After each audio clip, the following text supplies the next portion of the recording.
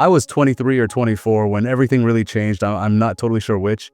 The years before that is kind of hard to remember when I try too hard to think back on them.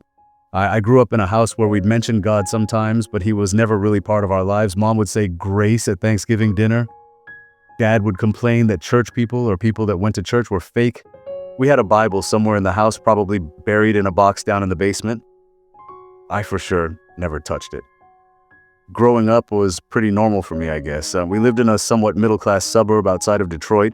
My parents stayed married, but you could tell they weren't exactly happy about it, or maybe that's my inexperience speaking, but from the outside, it seemed like that I had an older sister who left for college when I was around 12, and after that, she barely came home. School was somewhat easy for me, like I wasn't struggling or anything. I wasn't the most brilliant either, like I could get by. I got good grades without putting in much effort. I made the soccer team when I got to high school. I loved the game. My group of friends was a small one. We would tag along to parties on the weekends. I would say we did all the teenage growing typical stuff. I wasn't a bad kid really, but I wasn't particularly great either. I just kind of existed, living a normal life, or what society portrayed as normal. What mattered to me back then? Being liked by your peers was a big thing. I wanted to fit in like most people. I can remember spending forever picking out what to wear before school, checking my reflection in every mirror I walked past. I needed people to think I had everything figured out.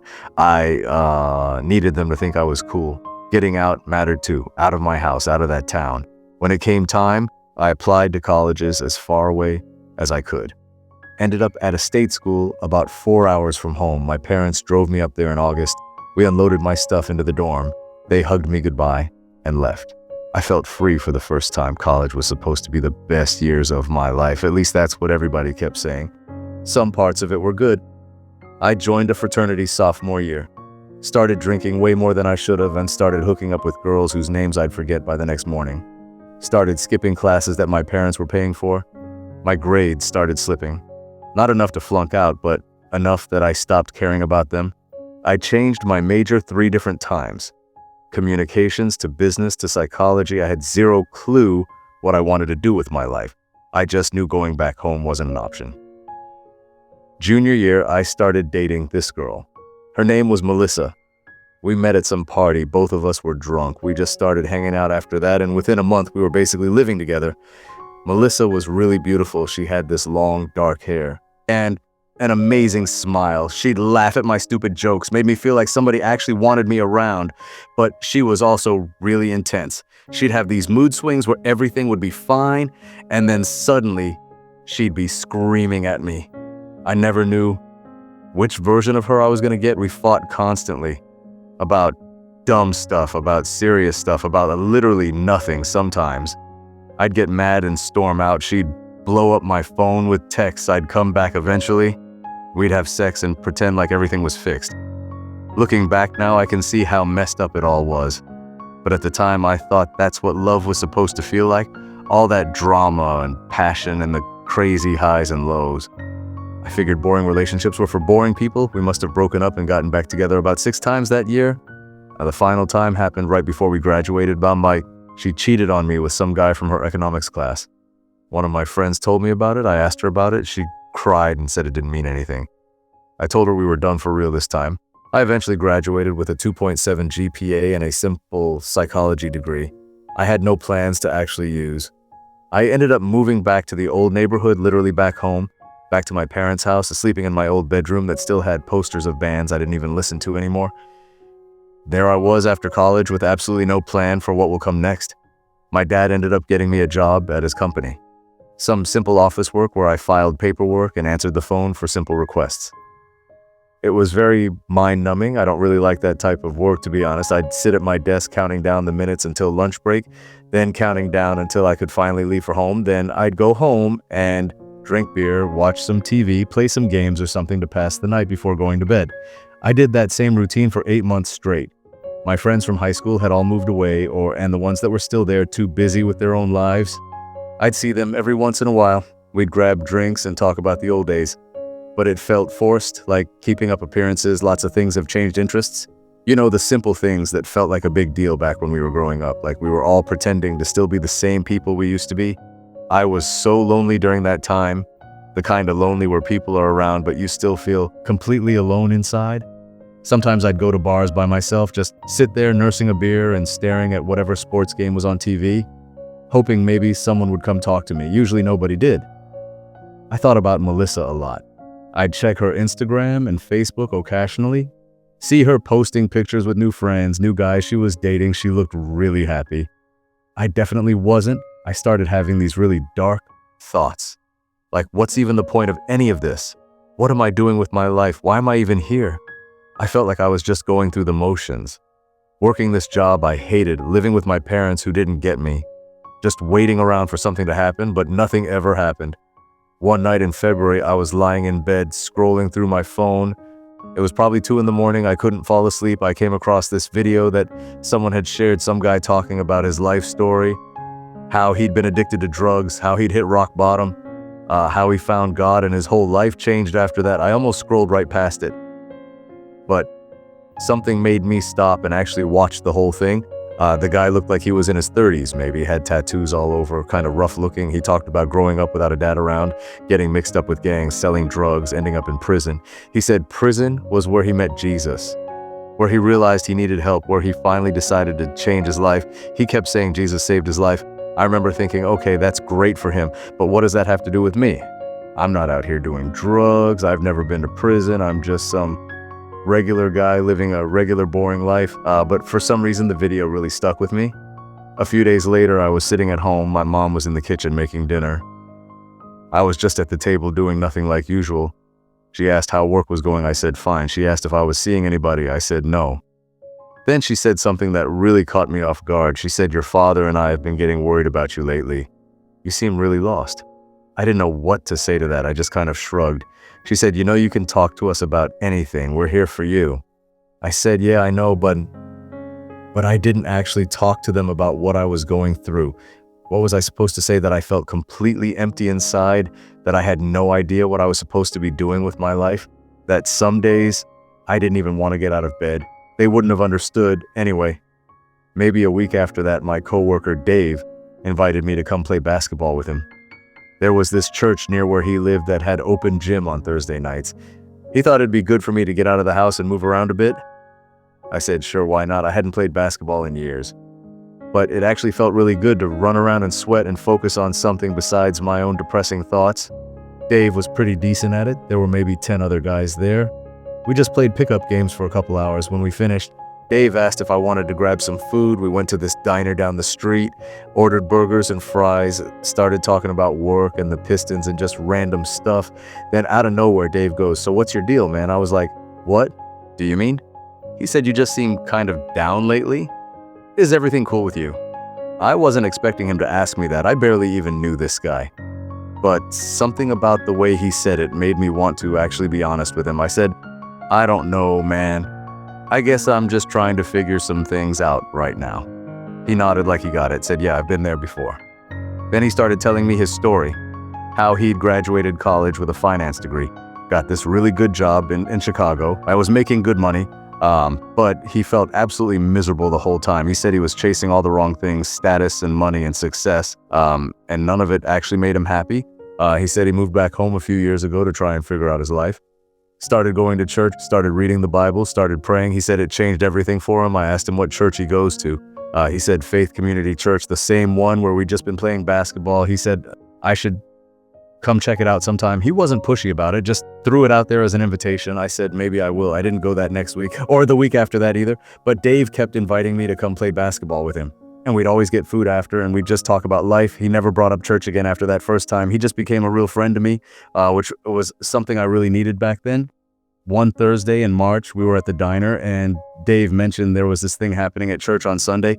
Some guest speaker was coming. He said the guy was supposed to be really good, really down to earth. I should think about checking it out. I said, okay, I'll be there. I don't even know why I said yes. Maybe I was just curious. Maybe I was bored. Maybe I was desperate enough to try something different. Sunday came around and I almost bailed. I woke up late, just laid in bed debating whether I should actually go.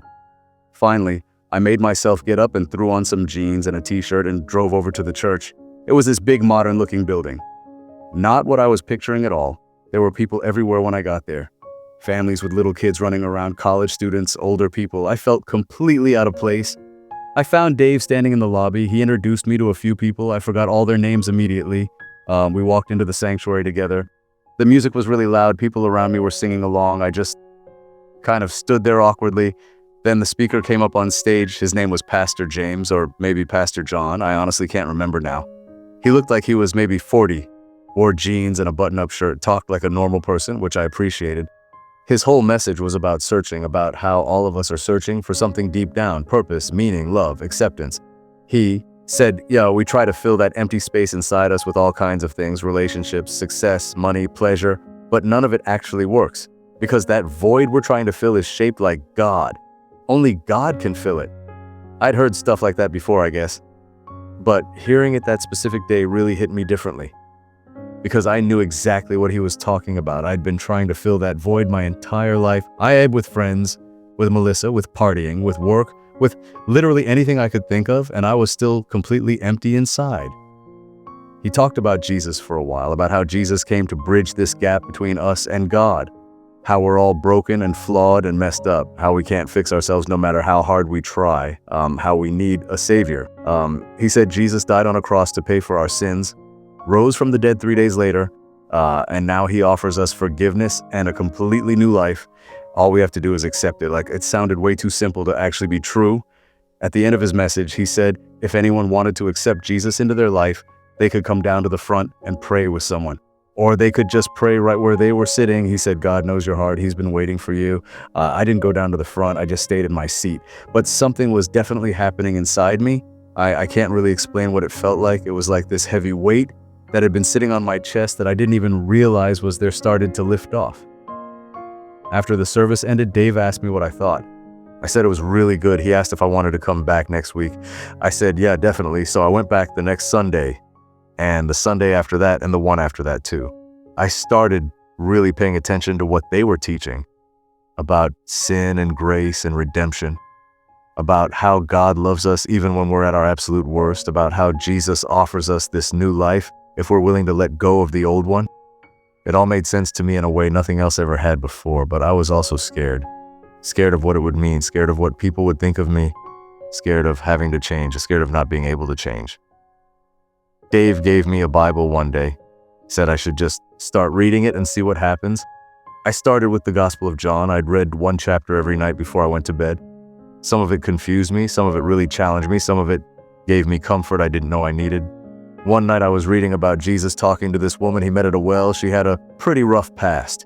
Been married multiple times, was living with some guy she wasn't even married to. Jesus knew all of it about her, but he didn't judge her or condemn her.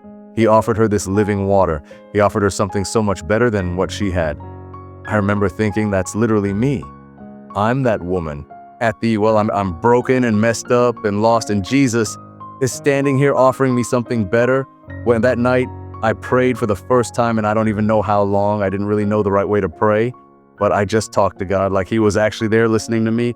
I said, look, I don't know what I'm doing here. I don't even know if this is all real, but I really need help. I can't keep living my life like this anymore. If you're actually real, if you can actually change me, then I'm willing to try.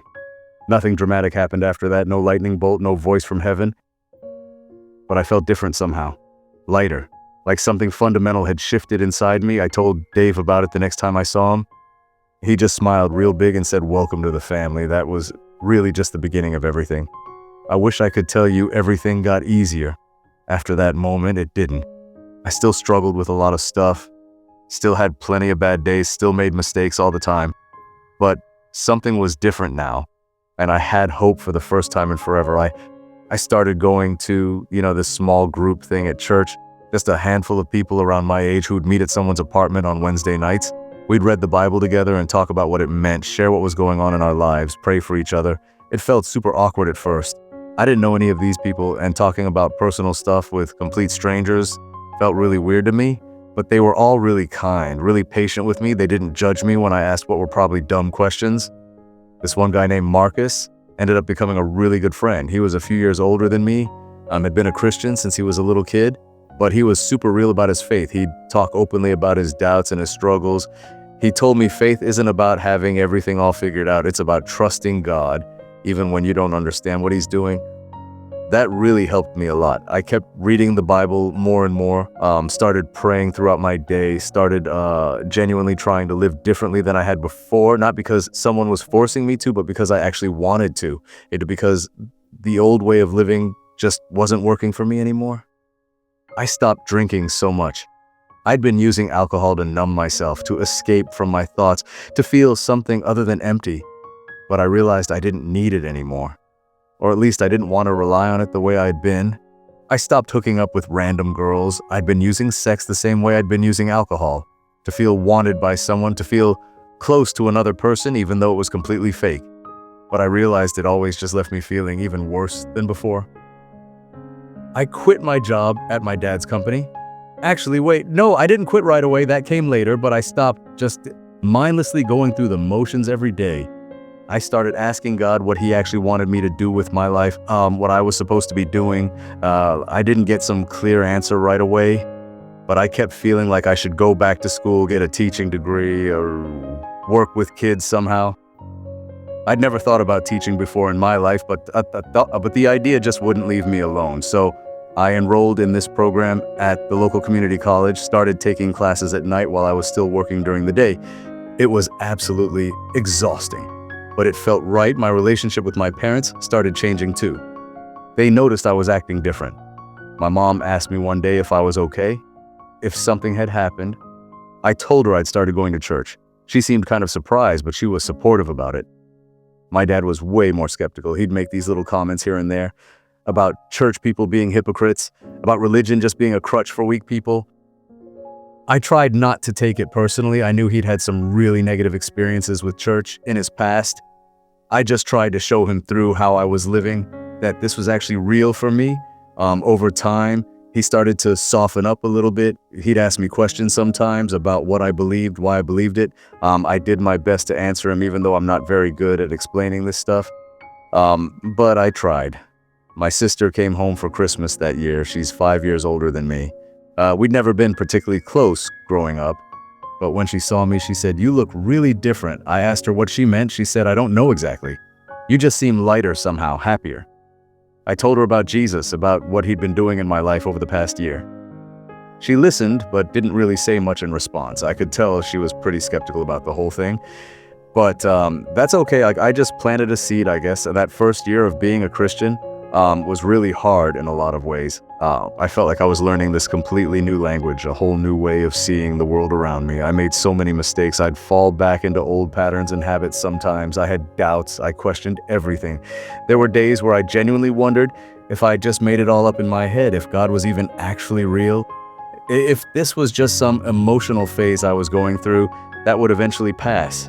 But then I'd pray about it, or I'd read something in the Bible that spoke directly to exactly what I was struggling with. Or someone from church would reach out to me at the perfect time, and I'd know deep down that it was all real. I remember this one time I was having a particularly bad week.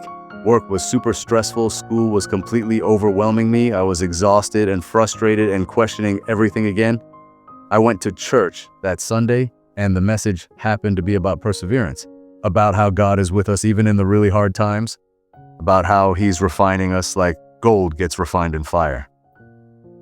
I actually started crying during worship that day, just standing there with tears running down my face because I felt so seen, so known, so loved by this God I couldn't even physically see. After about a year, I decided to get baptized. It was a really big deal for me. A public way of declaring my faith, a way of telling everyone I'm all in on this. My whole family came to watch, my parents and my sister, some old friends from high school I'd reconnected with, Dave and Marcus, and all the people from my small group. I stood there in the water, and the pastor asked me to share a little bit of my story. I said a year ago I was completely lost. I was empty inside. I was searching desperately for something I couldn't even name. Then I met Jesus. And he gave me purpose, he gave me peace, he gave me an actual reason to keep living. Then the pastor dunked me under the water and brought me back up. Everyone started cheering. I felt like a completely new person. I finished my teaching program about 2 years after I started it, got my license and everything, applied to a bunch of jobs, got hired at this elementary school teaching 3rd grade. I absolutely love it. I love working with kids every day. I love watching them learn and grow right in front of me. I love being able to be part of their lives in whatever small way I can. I also love that I get to be this example for them of what it looks like to follow Jesus. I obviously can't stand there and preach to them in the classroom, but I can show them what kindness looks like, what patience looks like, what grace looks like. I can point them towards something so much bigger than themselves. I've been teaching now for 3 years. I'm 28 years old, or actually I might be 29. Time just moves so fast these days. My life looks completely and totally different than it did when I was 23. I have real purpose now. I have genuine community. I have hope. I have joy that doesn't depend on my circumstances. I still struggle with stuff. I still sin and mess up. I still have bad days where everything feels hard. But I know now that I'm not alone anymore. I know God is with me every single day. I know He's actively working in me, changing me, making me look more and more like Jesus. I think about who I used to be sometimes, that lost kid living in his parents' basement, drinking way too much, sleeping around, just going through the motions of life. I barely even recognize that person anymore, not because I'm perfect now or anything. I'm definitely not perfect, but because I've genuinely been transformed by grace, by love, by a God who saw me at my absolute worst and said, I want you anyway. I'm still single. I'd really like to get married someday, have a family of my own, but I'm learning how to trust God's timing with all that, how to be content right where I am, how to focus on becoming the person He wants me to be first. I'm still part of that same small group at church. We've added some new people over the years, lost a few others who moved away, but the core group is still there. We really do life together. We pray for each other constantly. We challenge each other. We celebrate all the good stuff together. Marcus got married last year. I was actually in his wedding. He married this woman named Sarah, who's absolutely perfect for him. Like, they're already talking about trying to start a family soon. It's really cool to see. Dave ended up moving away for some job opportunity. We still text each other sometimes. I'll always be so grateful to him. He was the very first person who showed me what it actually looks like to follow Jesus. Not perfectly, but genuinely and authentically. My relationship with my parents keeps getting better. My mom started coming to church with me occasionally now. She's not ready to fully commit to anything yet, but I can tell she's curious. She asks me questions about what I believe. I think she's searching for something too. My dad's still pretty skeptical about the whole thing, but I can tell he's proud of me. He tells people about my teaching job, about how I really turned my life around. He doesn't give God any of the credit for it, but that's okay. I know the truth about what really happened. My sister got engaged a few months ago. She called me up to tell me about it. We ended up talking on the phone for over an hour. Really actually talking for once. She asked me all these questions about my faith, about what I believe and why, about how I know it's all real. I did my best to explain it to her. I think she's starting to see things a little differently now. I pray for my family every single day, that they'd come to know Jesus the same way I do, that they'd get to experience His love and His grace for themselves. I know I can't force any of it to happen. I can just live my life as the best example I can and trust God with the rest of it. Looking back now, I can see so clearly how God was working in my life even before I knew Him at all.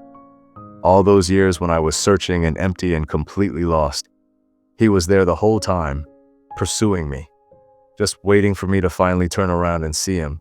I think about that night when I watched that random video on my phone at 2 a.m., how I almost just scrolled right past it, how something made me stop and actually watch the whole thing. I really think that was God. I think about Dave inviting me to play basketball, how he became a genuine friend to me way before he ever mentioned anything about church, how he showed me what Jesus looked like just through His actions. I think that was God working through him. I think about all the tiny moments and conversations and random circumstances that led me to walk into church for the first time that Sunday morning. None of it was actually random at all. It's like God was orchestrating every single piece of it. That honestly blows my mind when I really stop and think about it. Like, I still have so many questions about everything, about theology and the Bible and how all of this actually works. But I'm slowly learning that faith really isn't about having all the right answers. It's about trusting the one who does have all the answers.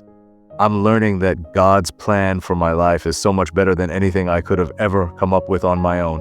Even when it's really hard, even when it doesn't make any sense to me, even when I can't see what's coming next, I'm learning that following Jesus isn't about being perfect at all. It's about being willing to admit that you desperately need help, willing to give up control, willing to let God completely transform you from the inside out. I'm learning that the Christian life really is a journey and not some destination you arrive at. I'm not the same person I was when I first started following Jesus, and I know I won't be the same person 5 years from now either. God is always working on me, always teaching me new things, always helping me grow. I'm learning that I was made for so much more than just existing and going through the motions. I was made to know God personally, to love Him, to serve Him, to reflect His image out into the world around me. That's my real purpose. That's what I was actually created for. And that realization changes absolutely everything about how I live. Some people hear my story and they think I had this really dramatic conversion experience, but it honestly wasn't like that at all. It was so gradual. It was just a whole series of small decisions I kept making, small steps toward God, small moments where I chose to surrender a little bit more. It was choosing to go to church even when I really didn't feel like it, choosing to read the Bible even when I didn't understand what I was reading, choosing to pray even when I had no idea what to say, choosing to trust God even when I was scared out of my mind. All those tiny choices just kept adding up over time into something really big, a completely transformed life. I tell people now that Jesus didn't just save me from my sin. He literally saved me from myself, from the person I was slowly becoming, from a life of total emptiness and meaninglessness and despair. He gave me something that's actually worth living for. I'm not special in any way. I'm not unique. I'm just some regular guy who was really lost and then got found, who was completely broken and then got healed, who was dead inside and then got brought back to life. That's what Jesus does, though. He takes broken people and makes them whole again. He takes lost people and brings them back home. He takes people who are dead inside and gives them brand new life. That's the gospel right there. That's the actual good news. And it's available to literally anyone. You don't have to have your whole life together first. You don't have to be good enough. You don't have to clean yourself up before you come to Him. Jesus meets you exactly where you are right now, right in the middle of your mess, right in your brokenness, right in your sin. All you have to do is say yes to Him. I said yes about 6 or 7 years ago.